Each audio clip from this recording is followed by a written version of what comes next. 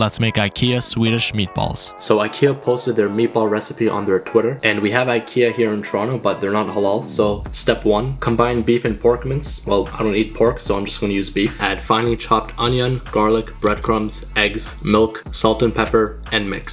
Step 2, shape mixtures into small round balls. Place on a clean plate, cover and store in the fridge for 2 hours. Step 3, in a frying pan, heat oil on medium heat. When hot, gently add meatballs and brown all sides. Step 4, when browned, add to an oven-proof dish and cover. Step 5, to make the iconic Swedish cream sauce, melt butter in a pan and whisk flour and stir for 2 minutes. Add veggie stock, beef stock, double cream, soy sauce, and Dijon mustard. Bring to a simmer and allow sauce to thicken. And lastly, step 6 is just to serve.